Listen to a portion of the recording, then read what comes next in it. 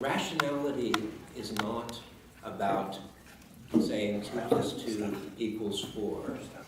We are social animals. Rationality is saying 2 plus 2 equals what that will benefit me most and my family most and my tribe most. And so the opinions you hear about the Macedonian question are highly rational, even though scientifically, historically speaking, they are almost entirely complete nonsense. So just remember, the best thing for you to do is to run out the door screaming, "Now!" Okay. Can we quote you? Yes. So,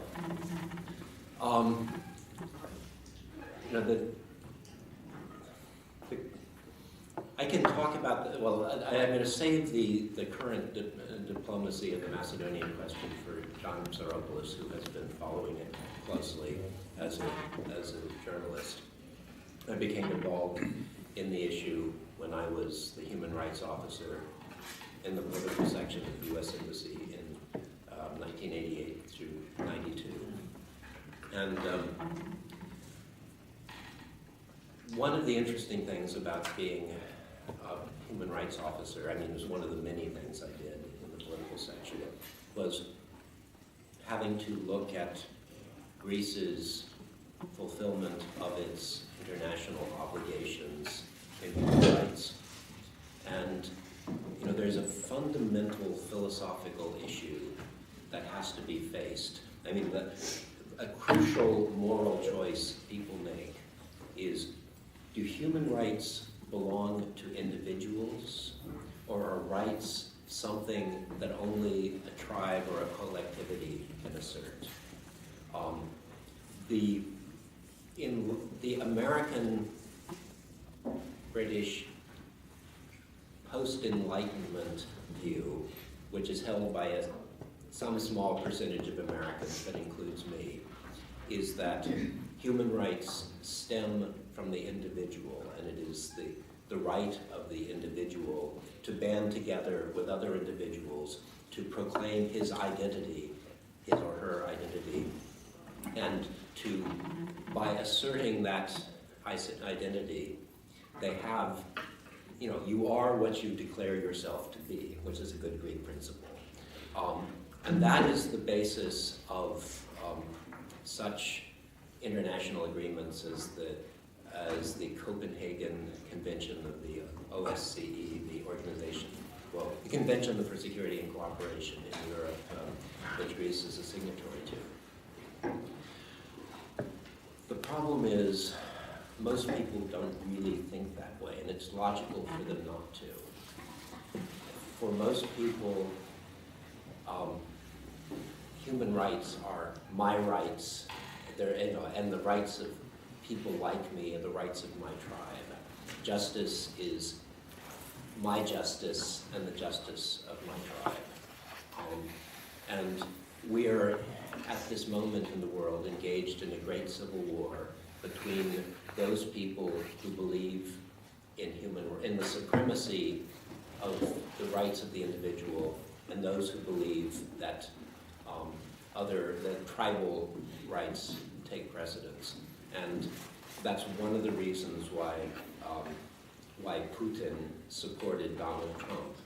Both of them are people who believe that human rights take second place to more collective forms of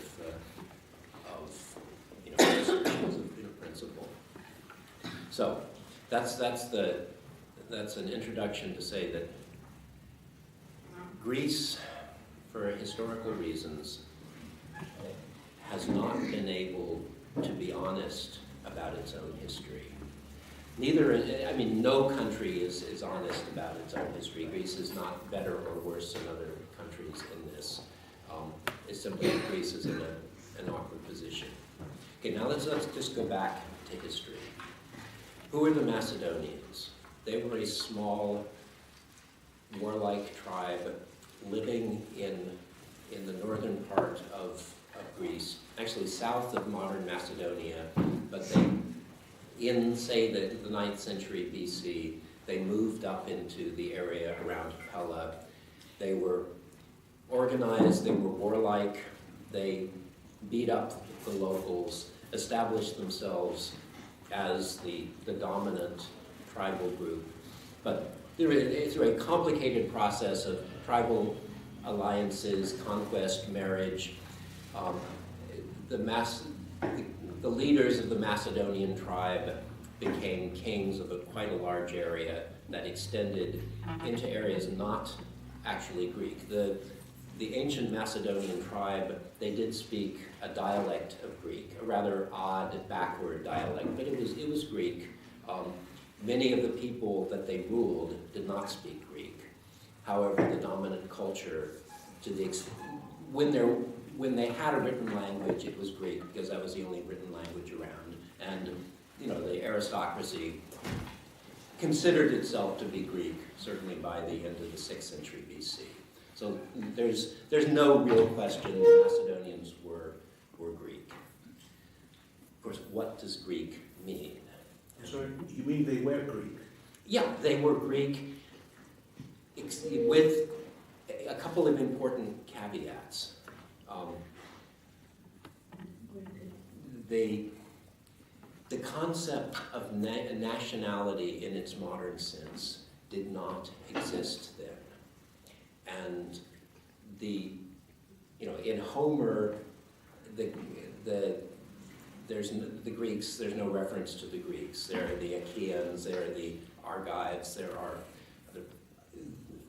Greekness comes about first with opposition to the Persians, when the existence of this existential threat forces people to take on a broader identity than the local identities they had. They were Macedonians, they were Argives, they were Athenians. They became Greeks only when they needed to in response to a major outside threat, and they stopped being Greeks when the threat ceased to exist. And when the Romans came, they became Greeks again. Anyway, all identities are negotiated situational identities. I mean, for some purposes, I'm a Californian, for some purposes, I'm a Texan. And it depends on who I'm with. And for other purposes, I will even sort of be Greek, but I can't be very Greek for obvious reasons, but I will support Greece firmly against idiots criticizing Greece who don't know what they're talking about. Yes? Were they Indo-Europeans? Indo-Europeans. Yeah, well, the Greeks were Indo-Europeans. Yeah. Yes, but what about the Macedonians? There's no reason to think they were. I mean, Indo-European is a linguistic group, and they spoke Greek, therefore they were part of this. But the racial DNA thing, I would not trust any DNA samples that have been taken. It's too politicized a subject, but the whole Aryan issue is a red flag designed to make people behave badly. So let's avoid using it tonight. There is a distinction about being Greek, and you mentioned that. This is the people that were talking Greek, speaking Greek. Well, yeah, that's a relatively late statement by Isocrates. Greeks, we call Greeks those who take part in Greek civilization. And by that standpoint, I'm a Greek. I think all of us are Greeks by that. This was an assertion that was not universally shared then or now. But okay, let's fast forward. The last king of Macedon, a serious king of Macedon, Perseus, was defeated by the Greeks, by the Romans, and ended up in exile in Italy, where he died, and his tomb has been found. The Romans gradually turned all of Greece into a province. They called a large part of that province Macedonia. The Romans liked to call provinces after the most important people they had defeated. There was a province of Macedonia, there was a province of Achaia, there was a province of Illyria. So the province of Macedonia included, in early times, what's current Greek Macedonia, a little bit of of stuff across the border. By the say 500 AD, the province of Macedonia had morphed in many ways. There was a province of Macedonia Prima, first Macedonia, which was like Macedonia around Thessaloniki and Pella. Then there was second Macedonia, which was around Skopje.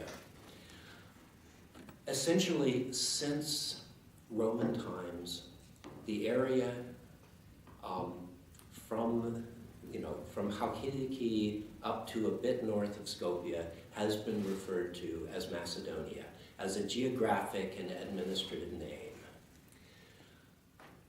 We have, over time, this massive series of migrations. The Roman Empire collapses, the Byzantine Empire is fighting against Slavic incursions. The Bulgarians come in, who, according to one theory, are not Slavs at all, but Mongols who are Slavized.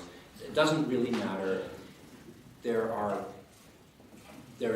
local populations that are gradually transformed culturally, religiously, linguistically. There are newcomers added to the mix. There are the Ottoman Turks who come in. The one constant is that scholars referring to this area, even in the Middle Ages as well, use the term Macedonia to refer to a big general area that goes as far as Thrace, even as far as Adrianople in some cases, up, along the border of Albania, pretty far north. Then we get to the 19th century, and the 19th century is a mess because we have the invention of nationalism. Greeks, in response to things from Western Europe and partly domestic processes, they learn to be Greeks again. And Greeks did not call themselves Greeks. They did not call themselves Hellenes during most of the Middle Ages, but they called themselves Romans, they called themselves Christians, they called themselves whatever, but they became Greeks as part of a process mostly inspired by late 18th and early 19th century Western European nationalism. So, the Greeks were quick learners. The Serbs and Bulgarians learned a bit more slowly, but they all developed this national consciousness. They turned their local dialects into languages, built written cultures. Greece was lucky. It had a serious, well-developed language maintained by the church, which meant that Greece, to restore itself as a cultural identity, didn't have to do much. Everything, the pieces of that were there. But it was a little bit artificial, though. Oh yeah, no, it's quite artificial, but Kolokotroni spoke Armanitica. Yeah, and yes, and the Greeks in 1821 were, linguistically mixed, racially mixed, but they had some cultural uniformities that made it easier for them to build a state. But building that state still required forgetting a lot of their past history and focusing on some things. Unfortunately, the Slavic-speaking population to the north of them, they were very late to nationalism, and there's a good map here. It was originally published by pro-Bulgarian sympathizers, but ethnographically it's pretty correct, and it was published by the Carnegie Endowment in 1913 when it was doing a scientific study after the Balkan Wars. There, it's a map. You can see the green here. Okay, here's Thessaloniki, and basically the local rural population north of a line drawn east-west through Thessaloniki, they spoke a Slavic dialect. A Slavic dialect that was, the Bulgarians say it's Bulgarian. They say it's not Bulgarian. The Bulgarians made an effort to turn them into Bulgarians. That effort failed, and they started building very slowly, very painfully, with very limited political and cultural building blocks, a new national identity. And they gave themselves, unfortunately, the geographic term that they had, which was Macedonia. Is it convenient for you that we ask some questions? That's fine, no problem. No problem. It was very interesting to see that until the 18th century, we were talking about something else. I mean, the emergence of nationalism was due to something. It was not like that.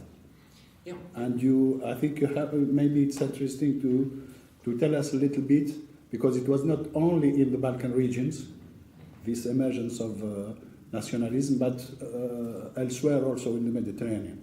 So what are the main causes? Yeah, well, that is a huge question, and I'm not the best person to talk about it. What I would say is nationalism is a very powerful tool of political mobilization. Empires are, a very normal kind of political organization. The idea that a small group of tough warlords, by being able to concentrate power quickly and precisely, they can defeat all of their scattered neighbors, build an empire, maintain it by essentially keeping a monopoly of violence and charging low enough taxes that people don't rebel. Nationalism evolved as a way to fight, a way to compete against empires, essentially by creating an irrational commitment to a group that outweighed the self-interest of just going along with whoever the Sultan was. And I mean, you can say it's an evolutionary process. How exactly it started, a lot of the ideas for it came from Germany in the 19th century, as Germany was attempting to turn into a state from being a series of weird principalities under the Holy Roman Empire, which was neither holy nor Roman nor an empire. It's very complicated, and one of the interesting things the Germans did in the late 18th century is invent ancient Greece as a paradise of democracy, non-autocratic rule, full of beautiful white marble and lovely sculpture, which was a direct contradiction to the assertion of emperors and kings that the divine right of kings made their society superior. And ancient Greece was held up as a counterexample of what you could achieve with democracy or by ending autocracy. And of course, to do that, they had to make ancient Greece something far more beautiful than any civilization that's ever existed. And if anybody asks why you're not Pericles, even Pericles wasn't Pericles. He was prettied up by the Germans to remove his flaws. But that might be why the American humorous periodical called The Onion actually had a story a few years ago saying that some American archaeologists actually created ancient Greece because they were bored working on their dissertation. Yeah, so I wonder if that came from what you're talking about. Well, it might have, but anyway, but let's go back to the subject, which is that the process of de-imperializing the area that's now northern Greece was a really messy one. The bulk of the rural population spoke Slavic, were Christian, had were illiterate, had very little knowledge of politics, and not much interest in politics. Then there was the urban elite spoke Greek, or in the case of Thessaloniki was Jewish. With a small but growing Bulgarian population that was trying to promote Bulgarian nationalism. And there was a huge fight over a generation to turn the Slavic speakers of today's northern Greece into Bulgarians, or redeem them for Hellenism, or keep them neutral, or drive them out. The net result in a complicated historical process was most of them were driven out or voluntarily exchanged. The last big departure was during the Greek Civil War. And here, very painful memories still very much alive in the north, because the communist side in the Greek Civil War encouraged the development of an autonomous Macedonia of the Slav-speaking Macedonians. And people in those villages under communist control had very little ability to say, no, we'd rather just sit quietly and be Greek. And the result was that with the end of the Civil War, a lot of them were pushed over the borders as communists and traitors and non-Greeks, including plenty of innocent people.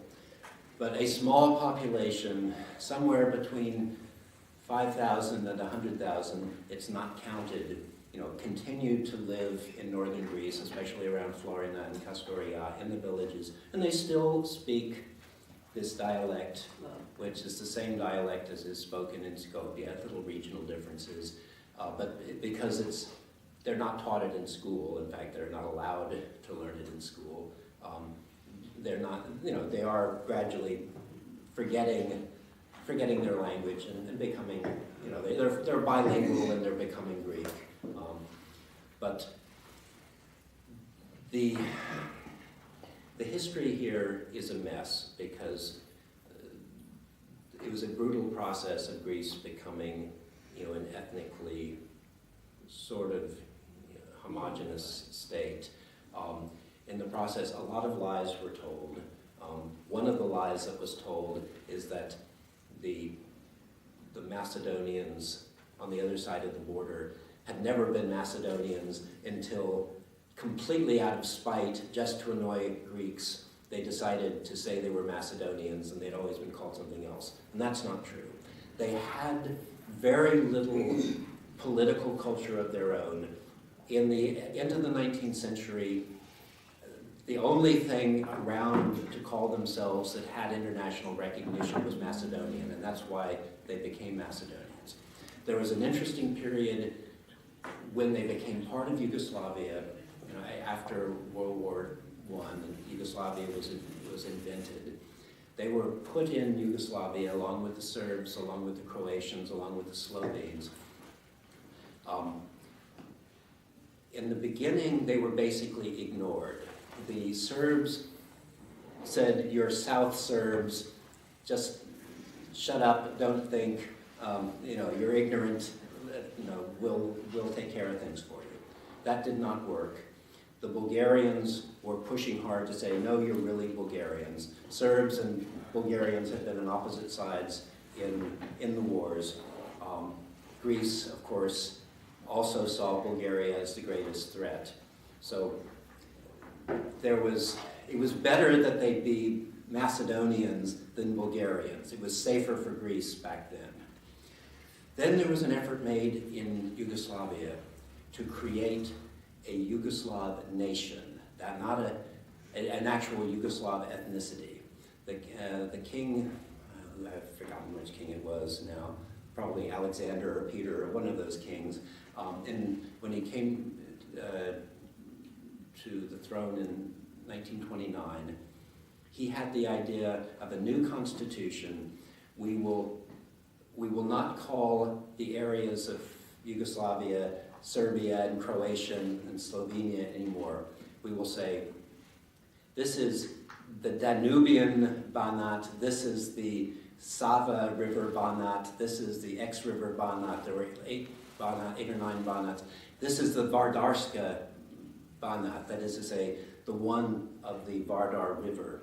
And that was basically in the area that now calls itself the Republic of Macedonia. And so for a very brief artificial period, it was called Vardarska. The name did not catch on. The attempt to create a Yugoslav nation failed miserably, as we saw, in 1990-91 when Yugoslavia collapsed into the bits and pieces. And meanwhile, the inhabitants of Skopje continued to think of themselves as Macedonians. In the process of trying to build their ethnic identity, they borrowed all of the history they could. Unfortunately, most of that history does belong to Greece. I mean, Alexander the Great is a Greek hero or warlord or bloodthirsty tyrant or whatever, but he's definitely Greek. He's not. He doesn't belong to them. And now we should. That's probably enough history. Do you have any questions? Because then we should get to the diplomacy, which gets interesting. Or have I stunned you into silence? Questions later. Okay. It's not exactly clear to me when the Slav population started using the Macedonian name. I'm confused on that. Well, okay. The Internal Macedonian Revolutionary Organization adopted that name at the end of the 19th century. They adopted that name because the name Macedonia was already well established. I mean, that name Macedonia had been used consistently for that part of the world by scholars. As they were trying to invent their own new nation, they adopted the name that was used for the region. I mean, it's what people do. It's logical. They were not being perverse or anything. It's just the only name that happened to be lying around that everyone agreed fit. And the problem is that name has a very long history. And remember that Greeks did. Population also. Yeah, and a very mixed population. Yeah. Greece had a mixed population too. Greece, because it had a very strong culture, a very long tradition, it was much easier for Greece to turn Albanians into Greeks than it has been for the people of Skopje to do the same. And I mean, I would say there's a massive Greek self-interest in having their northern neighbor not fall to pieces, not be divided up, not lapse into chaos. And so Greece has a real interest in the success, in the stability, of the former Yugoslav Republic of Macedonia. Greeks have been investing there for decades and doing pretty well. There are a lot of cross-border, friendly communications. There are lots of people in Thessaloniki who secretly still speak the dialect, and there's no reason it should have to be secret. The history is well known, and there's something childish about Greece's pretending that history is something other than it is. I mean, I can say that, but people get mad at me when I do. Anyway, so, all right. John, save me! Yay! So it's a bit nerve-wracking to talk diplomacy in front of a diplomat, but that's how we divided things up.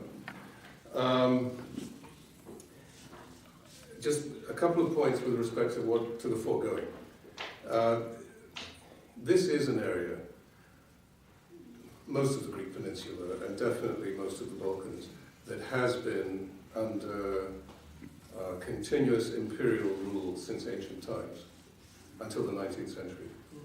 The Roman Empire was succeeded by the Eastern Roman Empire, Byzantium, then the Ottomans, and all of that comes to an end as recently as the early 20th century, 1908. So it's very difficult for anyone to draw up lines, national borders. Winston Churchill did it for the Middle East. That was artificial. Nobody did it for the Balkans because Europe was considered safe. At least it didn't work out either. It kind of worked. In answer to your question about nationalism, I'm not a nationalism expert either, but I think the US Revolution had something to do with it, because that was the beginning of the end of European empires. And it inspired the French Revolution and the Greek Revolution, which is why our flag very closely follows the US flag design, the stripes with the top left-hand corner box. Yeah, if you allow me, just I was thinking about that, because it was interesting to notice that during the Roman Empire, all the region was called Macedonia by the Romans. And we didn't see through this Roman Empire neither, nationalism. I'm not sure that's true, actually. Yeah, nationalism apparently appear when there is a clash between empires. I think the clash between Probably. empires was also caused Or collapse of an empire. because Austria-Hungary wanted to expand into the Balkans at the expense of the Ottoman Empire. I think another cause was World War I. And I think also, sorry, Richard, the thing that has not been mentioned is the economic thing. Because economy for the empire was the ownership of land, who ruled land. And slowly, when that begins to draw back, other interests come into place. And then the philosophy and everything else, everything is moving. The 18th century is a huge historical moment. Well, Howard Zinn would agree with you that one of the reasons for the American Revolution was that domestic commercial interests were actually in favor of it, because there was a lot of money to be made by getting rid of the Brits. A whole layer of taxation would go and deregulate the economy in favor of local interests. What right has it to do with this line and running beautiful? Moving on, once you start dividing up the region, and it's arbitrary, nobody has an agreed central authority on how to do this, then antiquity of habitation becomes very important. Who really is indigenous? Who belongs? The Greeks have been here for a very long time. The Albanians have been here for an incredibly long time. The Slavs were relative newcomers, but the Serbs and the Bulgarians had carved out national identities during the years of the Byzantine Empire. The Turks are relative newcomers, and all of these people sort of in between, Slavs who hadn't self-designated as something, I think were kind of left out in the 19th century race to form an identity.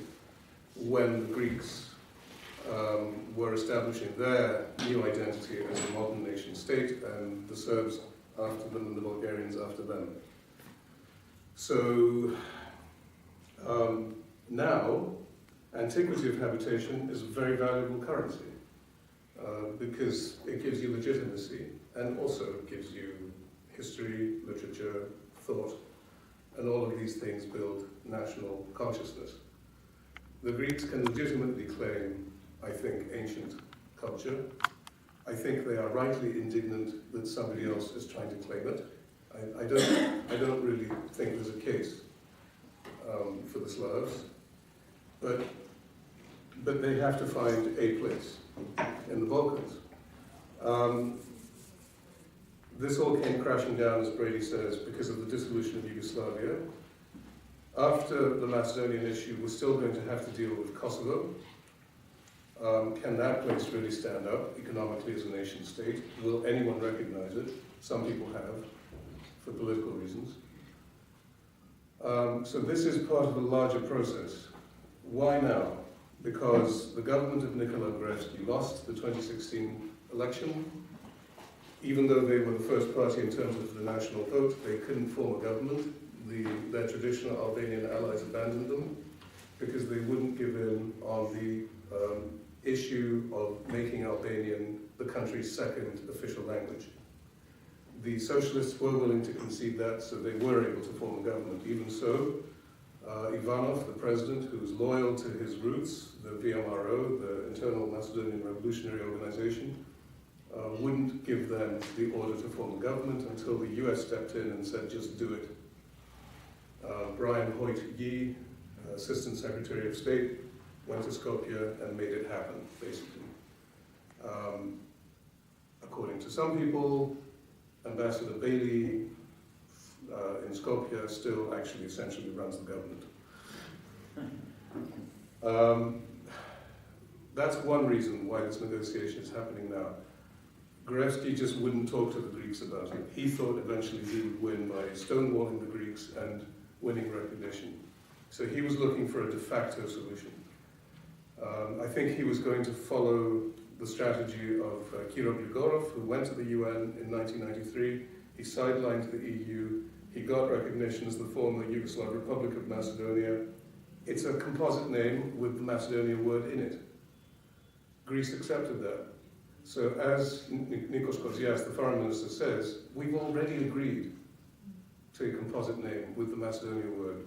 Let's not pretend that Syriza is doing something new. He's right. The second reason it's happening now is that apart from the fact that the Makedonski are willing to talk about it, is that the Greeks, since about 2008, have officially agreed to sign on to a name that contains the M word. So Greek foreign policy was kind of sitting there waiting for Skopje to come and say, okay, we'll talk. So those are the reasons. The time frame is negotiations officially started on January 14th, but really, if you remember, things began much earlier. Last year, May 31st, the socialist government was formed in Skopje. June 15th, I think, Nikola Dimitrov, the foreign minister, came to Athens, his first overseas visit, and he said, we want to talk. And he and Kouzias had a press conference, and they said, we're going to reopen the Macedonia issue. But officially, talks began under the chairmanship of Matthew Nimitz, January 14th. So they're only about 3 weeks old. The time frame, the idea, is to have everything sealed. In other words, a legal document, proofread, agreed by both governments, ratified by both parliaments, by the end of the first half of the year, so that we can spend the second half of the year running that agreement through the relevant EU and UN bodies and transferring everybody who recognized the Republic of Macedonia as the Republic of Macedonia to the new name, and making sure everyone's on the same page. I suppose Turkey will be the last to do that. That's the ideal scenario. Then NATO is ready to receive FYROM and eventually the EU. There are complications. The main complication from my point of view is that, before I get to the complications, let me just say, let me just repeat the very specific issues that Kouzias has said are under negotiation. There are 7 chapters to the agreement. Athens is drafting it. It's going to be a document for discussion. It's not an ultimatum to Skopje. It's going to be presented in a few days' time, in theory, around the middle of this month. And it's going to have one section on the name, which will be a composite, and that itself has certain other subsections, whether it's going to be one word or a hyphenated word, whether it's going to be in Slavic or in English, whether it's going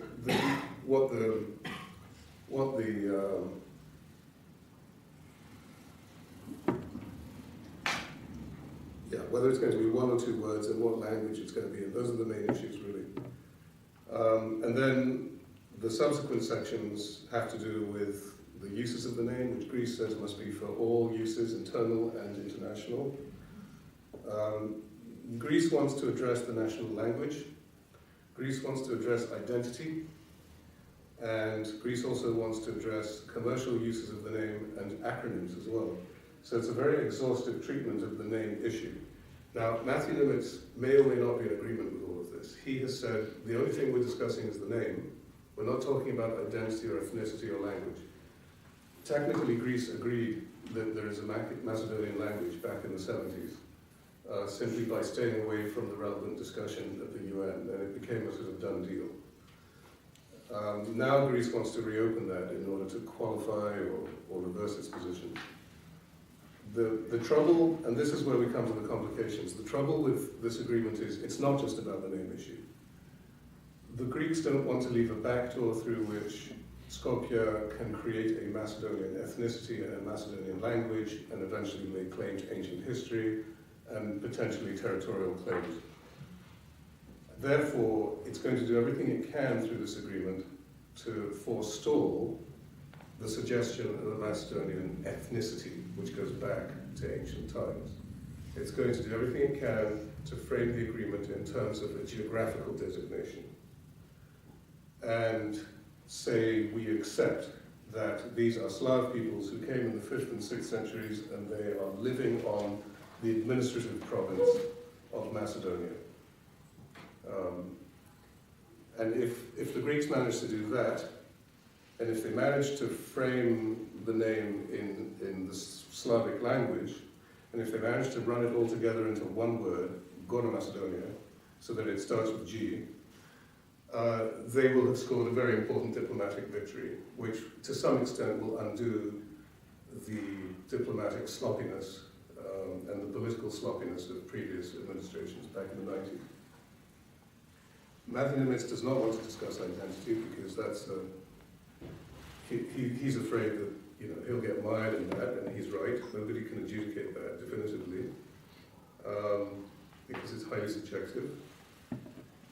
So that's where we are now. I'm reasonably optimistic because I think everyone now recognizes they have very, very important incentives to agree. The Greeks, the Makedonski do not want to be kept out of NATO and the EU. NATO and the EU do not want former Yugoslav Macedonia to come under the sway of Russia or China or other regional powers. The Greeks do not want Fyrom to throw up its arms in disgust at the negotiations and say we're being pushed against the wall and we're going to go back to the UN General Assembly where more than 100 countries have already recognized this as the Republic of Macedonia, and we're going to ask for a vote at the General Assembly, which we will win.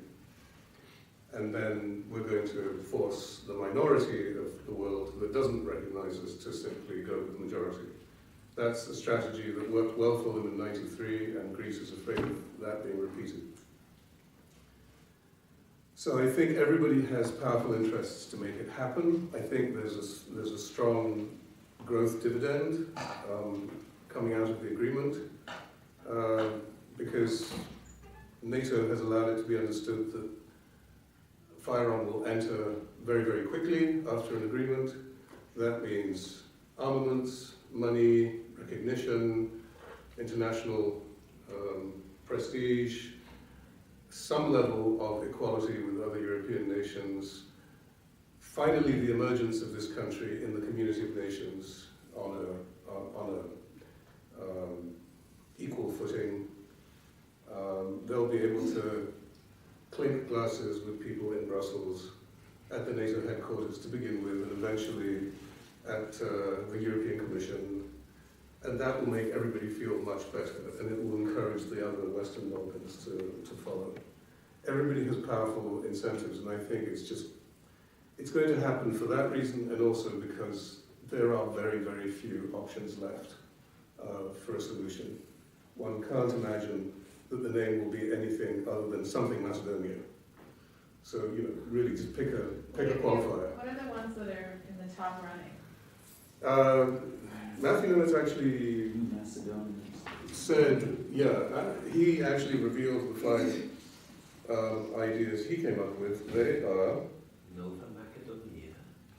Republika Nova Macedonia, Republika Gorna Macedonia, Republika Severna Macedonia, Republika Vardarska Macedonia, Yeah, we like that one. the The old Vardar style. River, and Republika Macedonia brackets Skopje. And I think the Greeks will adopt most of those in their document that goes to all parties, and maybe add some of their own ideas. What is their role now in NATO? Do they have some sort of a role at all? No.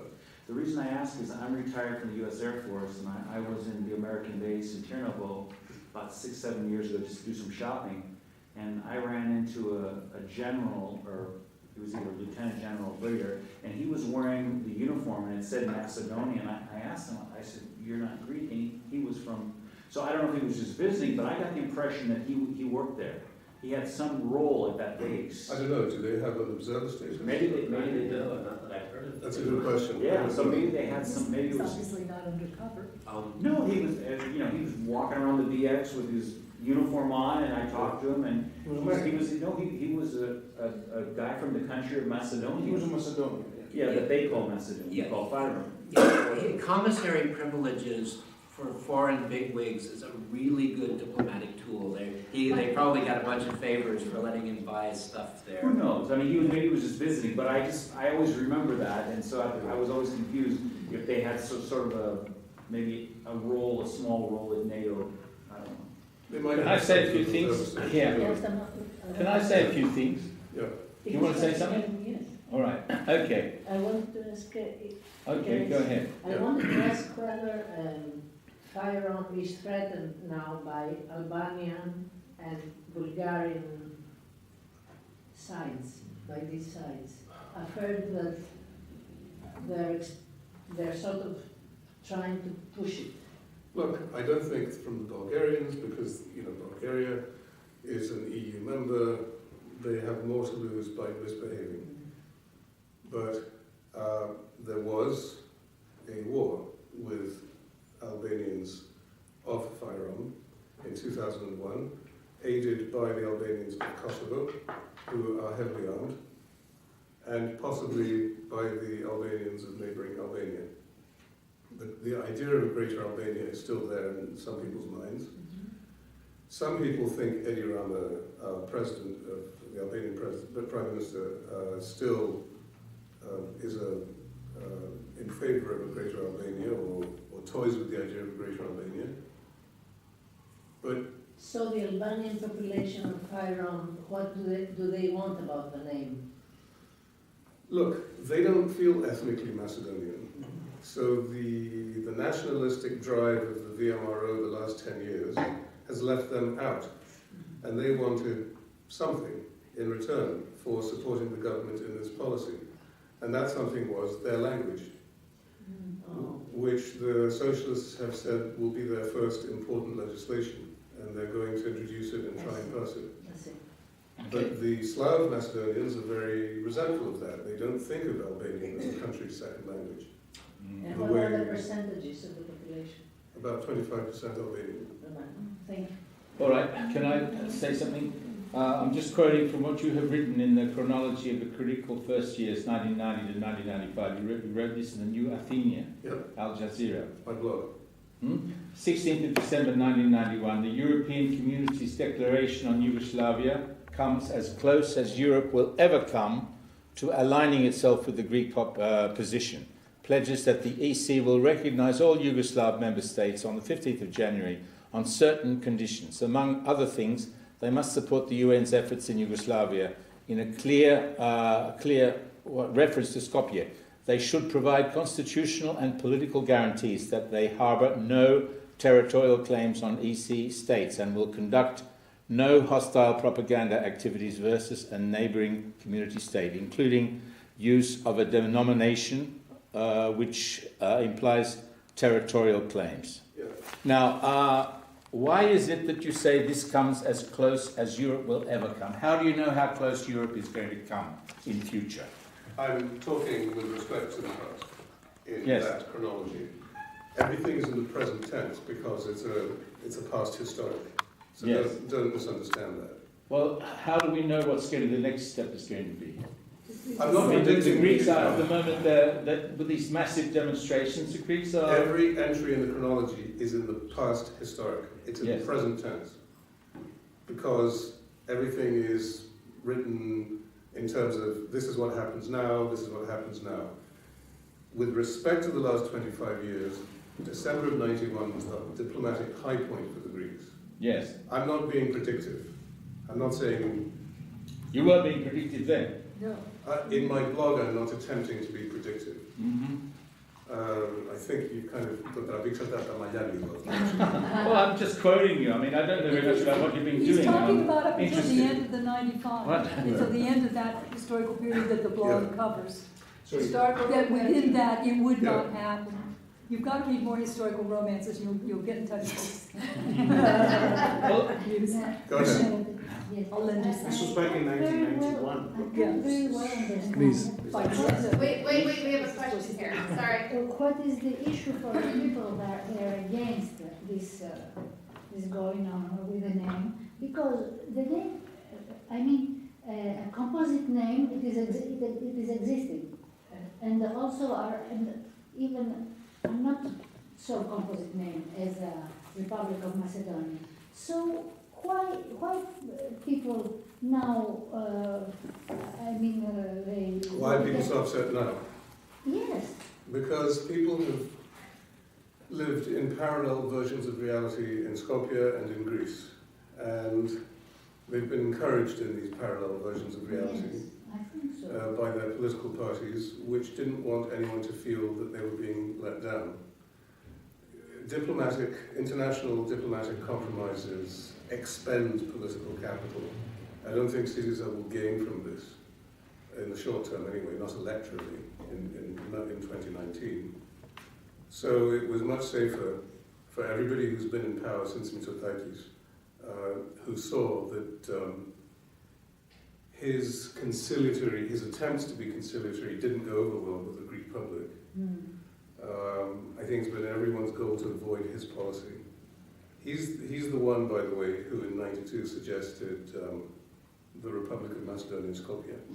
yes. And everyone wants to forget about that now. Yeah, Right. that's crazy. I mean, Can I just add something here? This is something. But you I'm see, just- when you encourage people in separate versions of reality, eventually there's going to be a very ugly reckoning.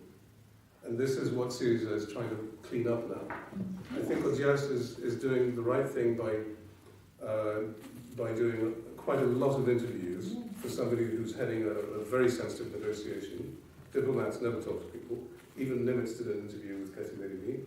He's doing the right thing to talk and get the idea across that we're not doing anything terribly new here. yes, We're just, that's what- putting our house in order. He's preparing public opinion. I don't know if Zoran Zaev is doing as much of that on the other side. Yeah. That's a quick question I want to ask. Can you possibly refer me to an easy source? Because I have some American friends that are asking these questions, and one of the ones that caught my attention is they say with all the issues, this is the most pressing issue of Greece is the name of its neighbor. That was my friend's comment to me. So, I mean, obviously that was, it's kind of a little sarcastic, but can you recommend a source, an easy source that I could send to people, they could read a little bit about it without having to get into the depth, let's say, that Brady's spoke about? That could give a You little mean in bit. terms of the history? Yeah, just in terms of what the issue really boils down to for both sides, like cliff notes, I guess, for this issue. I That's saw, on your blog. I saw one I- page, there is one page at the foreign minister's side, Yeah. which is very good. Okay. So It's a very mfa.gr. cliff. Yeah.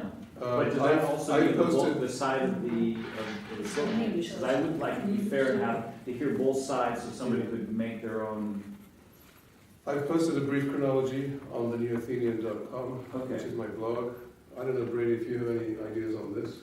I don't think there's any one source that everyone accepts. Yeah, this is the So confusing the part. basic fear of Greeks is that by giving them the official right to use the name, they will extend it to territorial claims. This is the basic problem. And this is why people go to Syntagma Square. That's what they are taught to be afraid of. Yeah. So And that's not new though, is it? That is a historical reality. That, It is a historical Brady reality, touched on yes. it too. In the early part of the 20th century, there were claims on, a seaport, like to have Yeah. a seaport or a museum. That's Yeah. why That's he's what- right, that Kotsias is doing the right diplomatic thing. He says, Yeah. if you say in written you don't have any territorial claims, it's okay with the composite name. It's not Because- It's not I just think this is territorial correct. claims. Yeah. Huh? It's not just territorial claims. Do you want to say something? Yes, It's also but history. maybe The Greeks They don't go want, together, right? yeah, the Greeks Yeah, because don't the want one starts Skopje here. claiming Of ancient course. Greek history. You're right, though. The Serbs wanted Thessaloniki as an outlet to the sea because the Austro-Hungarians weren't going to let them go through Bosnia and conquer parts of Bosnia and get through Croatia. The Bulgarians, of course, wanted Thessaloniki for the same reason. In fact, in October of 1912, when the Greek army went into Thessaloniki, they got there hours ahead of the Bulgarians. Yes. And we only claimed the city because the Turkish garrison commander surrendered to us. Betty Crooks. And the Bulgarians put him under tremendous pressure to sign a second document, also surrendering to them. And to his credit, I suppose, he refused to do it because he realized that that would lead to the Bulgarians using that as a legal pretext to start fighting in the city. And I think that the Turkish commander just wanted to preserve peace. He knew that he had lost the city. He saw no reason to create a fight over it. But the Bulgarians did trigger a fight over it in May of 1913. That was the Second Balkan War, and the Greeks won that with heavy losses. The Serbs fighting up in Monastir. Yes. Yeah. During the Second World War, the Bulgarians came down to Drama, to the city of Drama. They did. The Bulgarians occupied Thrace. Yeah, The Germans held on to Thessaloniki, however. they were the Germans kept Thessaloniki. They didn't give them Thessaloniki. Yes, but they gave them all of Eastern Macedonia, right? And They gave them Eastern Macedonia and Thrace, Yes. It's race except for a strip along the border with Turkey. which they also kept, the The Germans, Germans also kept that, yes. Oh, they did? For a diplomatic reason. just to make sure there was no... Exactly. Yeah. Well, they didn't want the Bulgarians messing things up with Turkey's neutrality. Oh, I see. That's interesting. There's a question here. Yeah, I suppose there is also an internal pressure in Fyron's former Yugoslavian Republic of Macedonia, because I think they want to get rid from the reference to Yugoslavia. Well, that's... Probably maybe they are making a pressure due to political reasons, or because I know that some people in Fyrom are not happy at all with the name of Fyrom. They are not satisfied. Of course they're not. Yugoslavia is defined. Well, they said, why to this reference? We are Macedonian and we want It's this like name. Greece being called the former Hellenic province of the Ottoman Empire. No, because they have Croatian. And they find it somehow they find it insulting. Yeah. Can I say something about this? I was talking about this with Karen earlier today. It might seem a little bit ironical, or what would you say, sarcastic or something. But the comment that I made That's what I was called. is that if we can have LGBT, we can have Fyrom. Now this is something. It is not quite Serious questions only, please. Did I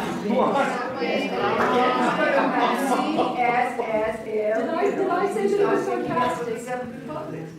That would be the correct thing. But let me tell you, I don't agree with you about this former Hellenic Republic of the Ottoman Empire, because Macedonia, Slav Macedonia is part of the geographical region of Macedonia. They don't cover all of it. So the problem is that they don't cover all of it. They cover part of it. So the other part is saying, what are you doing? Yeah, I think, That's why we need a very good composite name. well, sure, and... But it's not the same, because, it wasn't, all the Macedonia was not Slav. Okay, ever. but the government in Skopje agrees with this principle, and the government in Athens agrees with this principle, and that's the only reason we're talking, because we both Yeah, I think agree. it's excellent to be talking. We both agree on a composite name with the M word in it. That's the basis for talks. Any disagreement with those two basic points is a deal breaker. And you said something about And a identity. deal breaker is not what NATO wants. Yeah.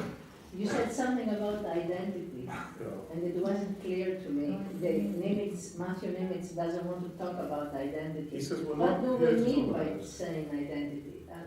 He means that he's not going to get into an argument with over whether the Slavs are descendants of the ancient Macedonians, and But that's, he's going to have is to. it in their constitution? Their constitution says that they are the country of the Makedonski, whatever, of the But Macedonian. But what about the Albanians? Well, that's, they do something to fudge the Albanians, but they... And we care for all the minorities living within our borders, including Greeks, Albanians, Yeah. Gypsies, Yeah. Blacks, Right. Romanians. Yeah, They list a whole bunch. all their minorities, but they say they are sort of a homeland for Macedonians. Yeah. And, Well, that's not historically correct. well, it's... It depends on your definition of Macedonians. Yeah, and it is Definition of perfectly Macedonian is historically what, correct for 200 Brady years. said, the big The past 200 geographical years. region. This conversation is proof of why Nimitz cannot get into identity. But remember, there's another element which John is much too diplomatic to talk about, which is that this issue is made in heaven for Greek and Macedonian politicians who want to stab their domestic political rivals in the back. And that's what happened in 1992 it's part of what destroyed Mitsotaki's government. There are people lining up to savage Cyprus. And even though intellectually they know it is in Greece's national interests to solve this, they would sacrifice those national interests in a heartbeat in order to speed up Cyprus's departure by 20 minutes. Yeah. I absolutely Yeah. agree. That's right, I agree with you. Yeah. There are very short-term political calculations Yes. here. And so Thakis is happy to let Tsipras take the bullet. The trouble is, he's going to be called upon to ratify the agreement. He's going to? He's going to be called upon to ratify the agreement in Oh, I Parliament. see.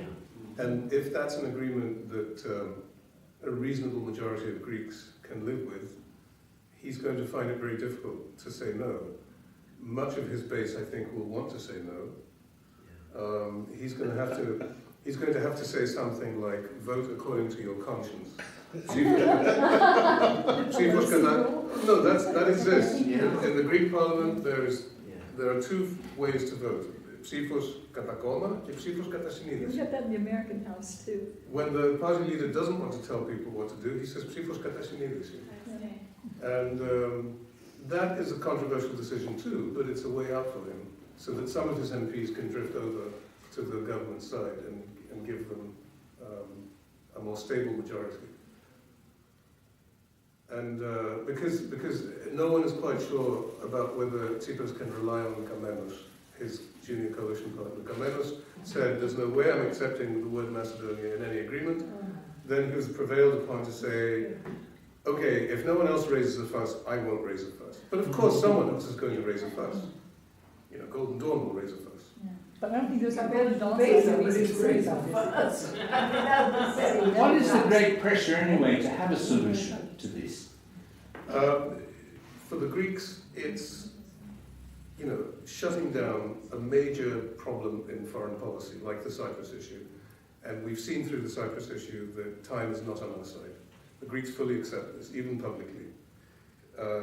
The Turks are willing to exploit any problems Greece has on its northern and western frontiers. That's why they're making so nice with Skopje and Tirana. They want to make sure that Greece has enemies on, that Turkey has friends on the other side of Greece. And Putin wants to avoid anything that opens the door for NATO expansion in the Balkans. So he's encouraging Greek nationalism on this side. Of course. Is expansion in a little tiny thing in the middle, though, really the same thing as expansion on the borders, like Poland, moving toward the Soviet Union? No, it's not. It's not nearly as grave. This is very much a sideshow for Russia. Yeah, but it's still, if you can annoy NATO even a little bit, is worth. Well, has NATO got a better idea of what to do than Putin? Well, it depends on what you're talking about. Yeah, I mean, has NATO got a conception of what it wants to do in the world other than get Putin? Putin is safely installed, I think. I don't think that anyone's daydreaming about getting rid of him. And he's awfully useful where he is installed. What about the Greeks that tell me that it's time for Nimitz to go? Is that, you think that's like a thought that a lot of people are thinking, or is that just random? I'm scared of your opinion on that. Nimitz knows the Macedonia issue off by heart. There's no one else, I don't think, in the State Department or in the UN who could replace him as aide lead. Well, there's no one who wants the job. I mean, the good, as a cynical diplomat, what I can say is that with no Greek, very few Greek politicians brave enough to make a deal, and very few Skopjeanite politicians. Very good, Skopjeanite, right? To make If you're amazing. The crucial thing for Europe and the United States was to manage the crisis. And the crisis was managed beautifully for 2 decades by having this nice old gentleman with a good necktie take 3 weeks every year to wander around and talk to people and show that a diplomatic process is underway to solve the issue. And while that process is underway, everyone can relax and do business. And that's crisis management. And that's what a lot of diplomacy is about, because a lot of crises cannot be solved at a political cost that politicians are willing to pay. Yeah, I agree with Brady on that. The politics of compromise are difficult. As I said, it's going to cost political capital to come to an agreement. On both sides. On both sides. Zoran Zaev is in an even more precarious position. He heads a minority government, and he's being very brave, I think. But he can then at least be the leader who carried the Republic of Gorno Macedonia, or whatever it's going to be, into NATO and into the European Union, and people will have a sense of security from that. I think there's more time pressure. There's time pressure on the Makedonsky side for those reasons. They really are feeling that they can't hold on to this very go-it-alone policy of insisting on the pure Republic of Macedonia for much longer, and they need to enter international bodies and gain legitimacy as a country, and that will help them stay together. From the point of view of the broader Western liberal order, there are time pressures in the region. Syria is not being settled. It's becoming more complicated with the Israelis now involved. There's a new war in Yemen. Libya is still a mess. Iraq is precarious. Iran is as an emerging power in the Middle East, is going to cause more friction with Saudi Arabia. In the Balkans, you've had countries that have sat around on the European sidelines for so long, they're beginning to get restless. The Serbs are beginning to rethink the partition of Kosovo. They're beginning to resent that. They want something to happen. They want political progress. The Albanians, Albania, also wants European Union membership. They don't see that coming anytime soon. The European Union is saying to everyone, don't have any expectations that this will happen quickly. They've been saying that for years. They've also been saying, don't expect large amounts of money to come in as soon as you join. You know, the European Union, having completely botched the Yugoslavia crisis in '91, because that statement you read, we recognize all the member states of Yugoslavia. This was a fudge. What we were really recognizing was Slovenia and Croatia, which were the only people who were ready to join. And the Germans knew that, and it was at their behest that we did this. And it hastened the breakup, as the Greeks had previously said it would. And then we were leaving everybody else to their fate. And after the war broke out, we didn't want to send in Norwegians and Swedes to guard the borders between member states. Right? We said, this is a mess. We're going to stay out. And eventually it was Clinton who had to send in NATO bombers to stop the Serbs in Mostar and in Sarajevo. And after the war ended, we did put in some money to help reconstruction. We did put in an effort to create a Bosnian state. But we didn't really invest in political reconciliation. We didn't really tell these member states of the former Yugoslavia that we wanted them to be part of Europe. We kind of dangled European membership as a carrot in front of them, I think. And were Milosevic's conceptions of what should be done so wrong, really? Look, Milosevic was not a unifying force. He was a divisive force. And even getting rid of him got the Serbs no favors. You remember what happened to Zoran Dzindzic? Yes. He was shot. That's right. On the parliament steps by Milosevic's special forces with a G3 rifle. He didn't even land on the steps in one piece. Mm-hmm. It blew him apart. Yeah. So after that, who is going to take the political courage to pick up a pro-European policy and do things like hand over Milosevic to The Hague and pass legal reforms the EU wants passed? You need a lot of encouragement, and you do need money. And none of that was forthcoming from the EU, which is always muddling around, looking for consensual policies. We really owed it, I think, to the Yugoslavs to step in and help them. And we didn't do that. And now we're realizing, belatedly, that they're going to look for help elsewhere. And they're looking at China. Yeah, right, like the Brits. And they're looking at Russia. And they're also beginning to get antsy. Antsy? Beginning to go what? Restless. Fancy. Restless, yes.